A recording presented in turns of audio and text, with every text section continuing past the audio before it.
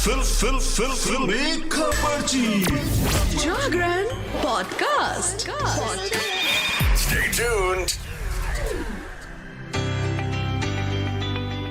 Hello hi नमस्कार, आप सुन रहे हैं जागरण पॉडकास्ट का फिल्मी खबरची और मैं हूं आपकी फिल्मी खबरची यानी कि शताक्षी। आपके लिए लेकर हाजिर हूं एंटरटेनमेंट की दुनिया की कुछ चटपटी खबरें और कुछ गर्मा गर्म गॉसिप्स। तो चलिए, हर रोज मैं आपके लिए बिग बॉस से खबरें लाती हूं।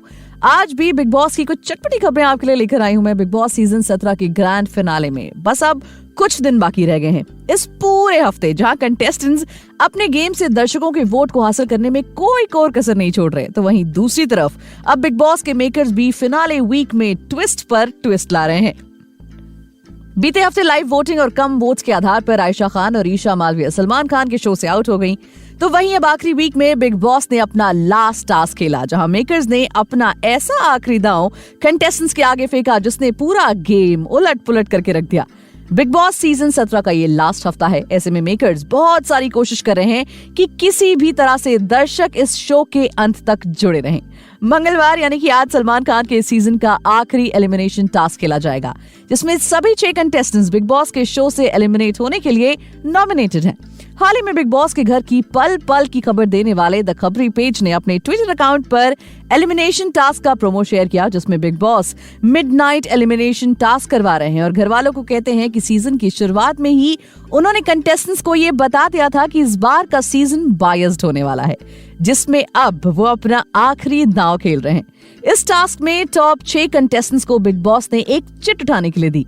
इस चिट में जिस कंटेस्टेंट की पर्ची निकलेगी जिस पर कुछ नहीं लिखा है, उसे उसी वक्त बिग बॉस का घर छोड़कर जाना होगा। खबरों की माने तो विक्की जैन के हाथ में एलिमिनेशन की चिट आई और वो आज इस शो के एपिसोड से अलविदा कह सकते हैं, यानी कि कयास लगाए जा रहे हैं कि विक्की जैन इस शो को अलविदा कह सकते हैं। बिग बॉस 17 के 5 टॉप फाइनलिस्ट में जिन कंटेस्टेंट्स ने जगह बनाई है, उसमें मुनव्वर फारूकी, अंकिता लोखंडे, अभिषेक कुमार, मनारा चोपड़ा और अरुण माशेट्टी का नाम शामिल है। बढ़ते हैं आगे और बात कर लेते हैं बिग बॉस की ही दूसरी खबर की।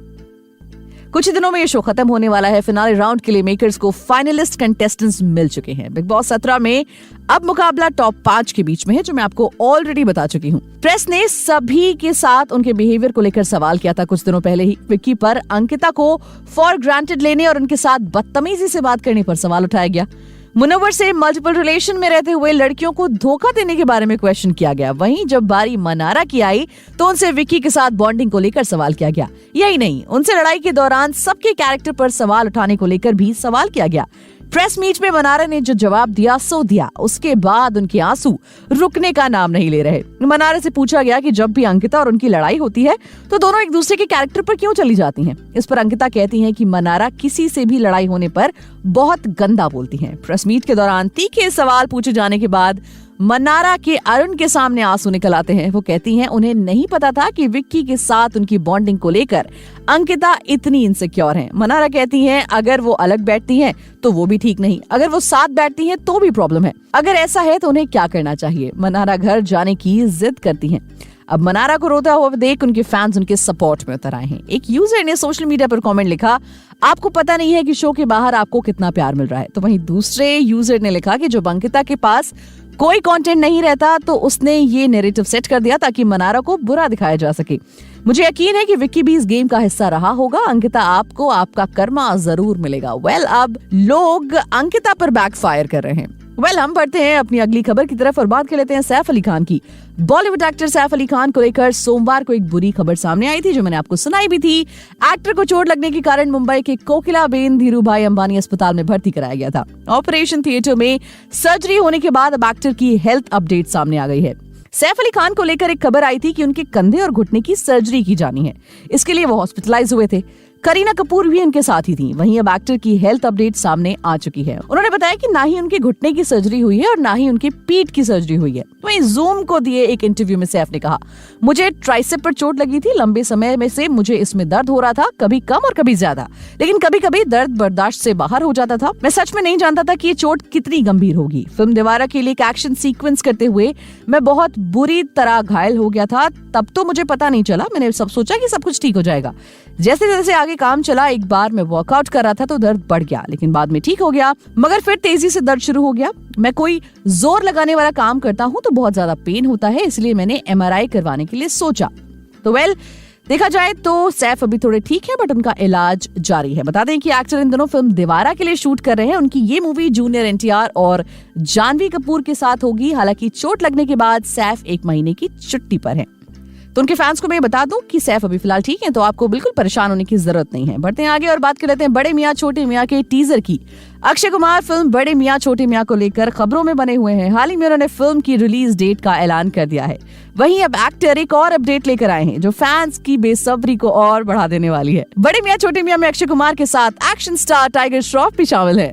फिल्म में दोनों मिलकर एक्शन और मस्ती का तड़का लगाते हुए नजर आएंगे। अक्षय कुमार ने कुछ दिनों पहले ही बड़े मियां छोटे मियां के टीजर रिलीज की खबर को शेयर किया था। वहीं अब उन्होंने टाइम की भी अपडेट दे दी है। एक्टर ने सोशल मीडिया पर फिल्म का नया पोस्टर शेयर किया है। इसके साथ ही उन्होंने टीजर रिलीज की अपडेट भी शेयर कर दी है। अब कब रिलीज होगी ये फिल्म वो भी जान लीजिए। पोस्ट के साथ अक्षय कुमार ने बताया कि बड़े मियां छोटे मियां का टीजर कल यानी 24 जनवरी को सुबह 10 बजे रिलीज किया जाएगा। तो फटाफट जाके इस टीजर को देख सकते हैं और ये फिल्म 10 अप्रैल 2024 को थिएटर्स में दस्तक देने वाली है। बढ़ते आगे और बात कर लेते हैं इमरजेंसी, जो कि कंगना रनौत की फिल्म है। उसकी भी रिलीज डेट आ चुकी है। कंगना रनौत अपनी फिल्म इमरजेंसी को लेकर काफी समय से चर्चा में है। इस फिल्म में बॉलीवुड की क्वीन, भारत की पहली महिला प्रधानमंत्री इंदिरा गांधी का किरदार अदा करती हुई नजर आएंगी। इस फिल्म के पोस्टर्स के अलावा ही बहुत पहले कंगना रनौत फिल्म का टीजर भी दर्शकों के सामने पेश कर चुकी हैं। इंदिरा गांधी के रूप में उनकी एक झलक ने फैंस को दीवाना बना दिया था। ये फिल्म बीते साल नवंबर के महीने में सिनेमाघरों में रिलीज होने वाली थी, लेकिन कुछ वजहों से इमरजेंसी की रिलीज डेट को पोस्टपोन कर दिया गया था और अब फाइनली फिल्म को रिलीज डेट मिल चुकी है, जिसकी अनाउंसमेंट कंगना रनौत ने खुद की है। कंगना रनौत की फिल्म इमरजेंसी में हिंदी सिनेमा के कई बहुत टैलेंटेड एक्टर्स बहुत मेन लीड रोल में नजर आने वाले हैं। इस फिल्म की ऑन शूट की कई फोटोज कंगना ने अपने सोशल मीडिया पर भी शेयर की। आपको बता दें कि कंगना रनौत इस फिल्म में एक्टिंग करने के साथ साथ मूवी का डायरेक्शन भी कर रही हैं। अब हाल ही में कंगना रनौत ने अपने इंस्टाग्राम अकाउंट पर तेजस के बाद अपनी अगली फिल्म रिलीज इमरजेंसी के रिलीज डेट की अनाउंसमेंट कर दी है और ये फिल्म 14 जून 2024 को सिनेमाघरों में रिलीज होने वाली है। सबसे निडर और फायरसी प्राइम मिनिस्टर की कहानी के साक्षी सिनेमाघरों में आप बन सकते हैं। कंगना रनौत के अलावा इमरजेंसी में मेन लीड रोल में अनुपम खेर से लेकर महिमा चौधरी, सतीश कौशिक और मिलिंद सोमन जैसे सितारे अलग अलग पॉलिटिकल लीडर्स का किरदार निभाते हुए नजर आएंगे। 1975 से लेकर 1977 में लगभग 21 महीनों तक लगी इंडिया में इमरजेंसी की कहानी को कंगना रनौत अपनी फिल्म के जरिए दर्शकों तक पहुंचाती हुई नजर आएंगी। और इसी के साथ हम आप पहुंचे इस एपिसोड के अंत पर। मिलेंगे आपसे अगले एपिसोड में एंटरटेनमेंट जगत की और भी चटपटी खबरों के साथ। तब तक के लिए हमें दीजिए इजाजत और सुनते रहिए जागरण पॉडकास्ट का फिल्मी खबरची।